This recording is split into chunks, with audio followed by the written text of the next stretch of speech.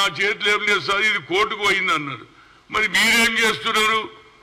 1993 దాకా ఉన్నటువంటి పానీల పేర్లు ఏ విధంగా రెవెన్యూ చేసినారో అది నా చేతిలో ఏం లేదు సార్, కోర్టులో పోతుందని.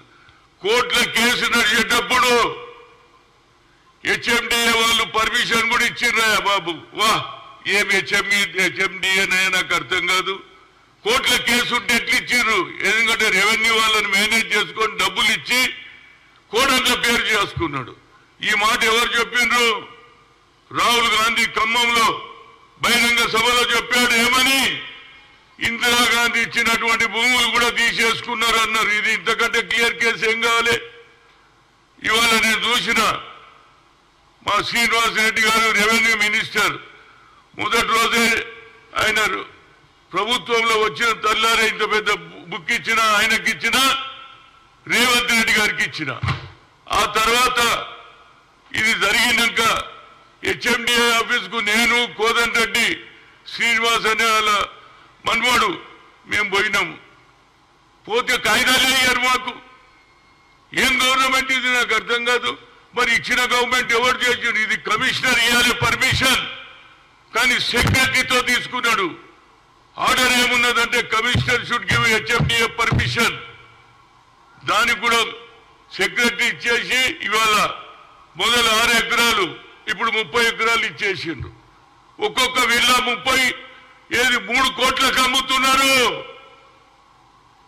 ఆ కుటుంబ సభ్యులు 120 మంది రోడ్ల మీద తిరుగుతున్నారు. తిండికి లేదు. ఎన్నిసార్లు భూమి మీదకి పోతే పోలీసు వాళ్ళు అరెస్ట్ చేస్తారు. నేనేమంటున్నా అంటే ఈ ప్రభుత్వం వచ్చిన వెంటనే అందరు నాయకులు పాదయాత్రలో చెప్పారు ఎవరి భూమి వారికి అంటారు. మరి ఎవరి భూమి ఉన్నది? ఇది ఇందిరాగాంధీ ఇచ్చిన భూమి తీసుకున్నారా లేదా? మరి ఆ భూమి రేపు ఇల్లు కట్టేసినాక ఇల్లు ఎవడు కూలగొడతాడని నేను అడుగుతున్నా. శ్రీనివాసరెడ్డి గారు 10 రోజుల లోపల సెటిల్ చేస్తా అంటున్నాడు. ఇది మొదలు సెటిల్ చేయాలి. ఆ పేద కుటుంబం ఏం కావాలంటున్నా బిచ్చం అడుక్కుంటున్నారు. ఏది చెట్ల కింద వండుకుంటున్నారు, ఆర్టీసీ బస్ కింద వండుకుంటున్నారు, ఫుట్పాత్ల మీద వండుకుంటున్నారు. ఇంతకంటే అన్యాయం ఏం కావాలరా బాబు? నేను ఒక బడుగు బలైన వర్గాల నాయకుడుగా ఎక్కడ అన్యాయం జరుగుతా అక్కడ పోతా.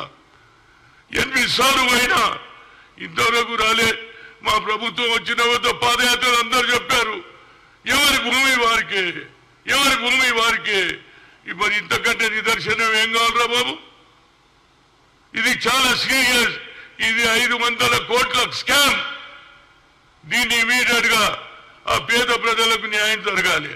ఆ కుటుంబ సభ్యులు అందులో అన్న చనిపోతే ఎప్పుడు చనిపోయాడు వాళ్ళ అన్న 1994లో 97లో నువ్వు రావా కూర్చో సీను కూర్చో.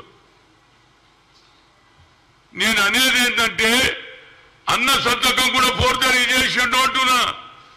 అన్న ఎప్పుడు చచ్చిపోయిండు? 1994లో చనిపోతే 97లో దొంగ సంతకం పెట్టిండు. కేవలం రైతుల సంతకాలే కాదు అన్న సంతకం కూడా చేసిండు. అన్నకు పిల్లలు లేరు, రేవంత్ రెడ్డి గారి పిల్లలు లేరు. ఆయన ఈటం పోయిండు వరంగల్కు. ఆ భూమి కూడా ఈయన తీసుకున్నాడు. కోడన్ల పేరు చేసుకోడు. ఇంతకంటే పెద్ద స్కామ్ ఏంది అయ్యా బాబు? రోజు డిస్కషన్ అన్నారు. ఇప్పుడు లాస్ట్ లో నాను ఆయన పేపర్లో చదివిన కోదండ రెడ్డి కూడా వచ్చిండు నా ఎంబడి హెచ్ఎండిఏ ఆఫీస్ కు. నేను పోయినా సీను పోయినా కాగితాలు ఎన్ని రోజులు అడిగిండ్రు? ఇచ్చిండ్రా? ఒక్క కాగితం కూడా ఇయ్యారు. ఇంతకంటే ఏమిటంటే మన ప్రభుత్వం వచ్చింది. మనం బహిరంగ సభలో చెప్పినాం, పాదయాత్రలో కూడా చెప్పినాం ఎవరి భూమి వారికి. మేము రాగానే భూములు ఇప్పించేస్తామన్నారు. మరి ఈ సంగతి తెలుస్తారా లేదా? సాక్షాత్తు రాహుల్ గాంధీ చెప్పిండు इंदिरा गांधी दिए सो जमीन भी वापस ले लिए మళ్ళా దొరల పాలన వచ్చిందని అంటున్నా. మళ్ళా బడుగు బలైన వర్గాల పాలన రావాలంటే మొదలు కీసర దయార్ది లెక్క చేయాలి. నేను అడుగుతున్నా ఆయన దగ్గర పోయినా నవీన్ మిట్టల్ దగ్గరికి. ఆయన ఎంతసేపటికి నేను ఆఖరి కోపం వచ్చి ఏమా 1981లో ఇందిరాగాంధీ ఇచ్చిందా లేదా? ఆఖరుకు పానీలో 2003 దానికా పేర్లు ఉన్నాయి. 2003 తర్వాత చేంజ్ చేస్తే జాయింట్ కలెక్టర్ని అడిగితే మీరు కోర్టుకే వాళ్ళని మా చేతిలో ఏం లేదంటారు. ఇక అందరు కోర్టుల చుట్టూ ఎవరు తిరుగుతారా బాబు? మీరు తప్పు చేస్తారు.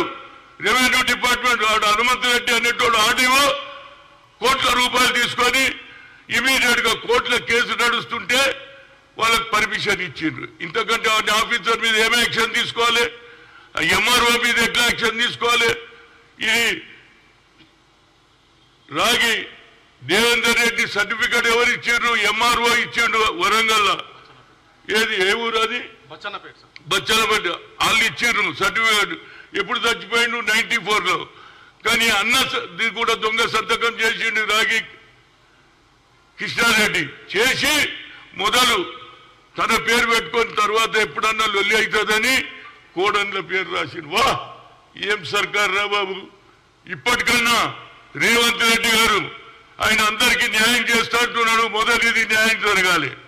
అదేవిధంగా శ్రీనివాసరెడ్డి అంటున్నాడు నేను తప్పనిసరిగా 10 రోజులు కాదు ఇది 10 అయినా అయ్యేటట్టు లేదు.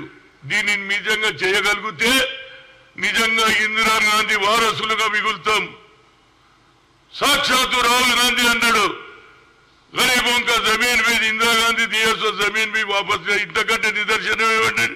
నేను ఒక పని తలుగుతే ఆఖరిదానిక పోతా, నడిమిట్లో వదిలేయ్యా. వాళ్ళు ఎస్సీలు మాదిగోళ్ళు వాళ్ళ బతికేం కావాలి? 120 మంది రోడ్ల మీద వండుకుంటున్నా బాబు. తిండికి లేదు. 2-3 సార్లు స్థలం మీదకి పోతే పోలీసు వాళ్ళు అరెస్ట్ చేస్తారు. ఇప్పుడు మన ప్రభుత్వం వచ్చింది. ఇది నిజంగానే ఇందిరాగాంధీ ప్రభుత్వం అంటే వాళ్ళ భూములు వాళ్ళకి ఇప్పియాలి. ఇమీడియట్ గా హెచ్ఎండిఏ పని ఆపాలి. పని ఆపకపోతే వాడు అట్లనే కట్టుకుంటాడు.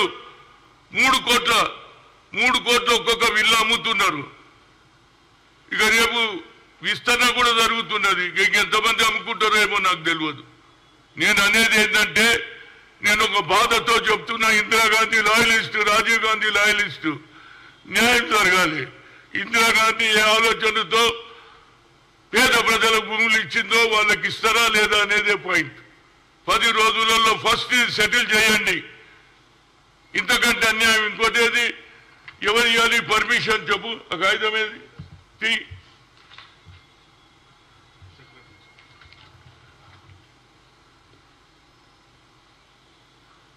Proceedings the secretary HMDA president ఎవరు ఇవ్వాలి? ఇది కమిషనర్ ఇవ్వాలి కదా. పర్మిషన్ ఎవరు ఇచ్చిండు? సెక్రటరీ ఇచ్చిండు. ఇంతకంటే కమిషనర్ పవర్ ఉన్నది కానీ సెక్రటరీ ఇచ్చేసిండు లేఅవుట్ పర్మిషన్. ఇంతకంటే అన్యాయం అండి. నేను అనేది ఏంటంటే ఇది న్యాయమైన కేసు. ఇది 500 కోట్ల ఏది స్కామ్. దీన్ని మొదలు తేల్చాలని కోరుతున్నా. ఎట్టి పరిస్థితులలో పేదవాళ్ళకు దక్కాలి ఆ భూమి. లేకుంటే వాళ్ళు అడక తింటారు, లేకుంటే దొంగతనాలు చేస్తారు, లేకుంటే నక్సలైట్లు అవుతారు. వాళ్ళు తిండి లేకపోతే ఏం చేస్తారు? కడుపు కాలినోడు. కనుక నా ఉద్దేశంలో ఇది న్యాయమైన కేసు. ఇది దీన్ని మీ శ్రీనివాసరెడ్డి గారు ఇమీడియట్ గా హెచ్ఎండిఏకు నేను పోయి అడిగిన ఎవరిని నవీన్ మిట్టల్ను. ఓ కాగజ్ కావా ఏ కాగజ్ కావా ఇంత పెద్ద డిస్టే ఇట్లకి లెక్క తీసి మాకే క్వశ్చన్లు వేస్తుండ ఆయన. ఏం క్వశ్చన్లు వేస్తున్నారో ఇవి? నేను రెడ్డి కూర్చుంటే క్వశ్చన్ వేస్తే నేను Naveen Mittal first of all you tell 1981 Indira Gandhi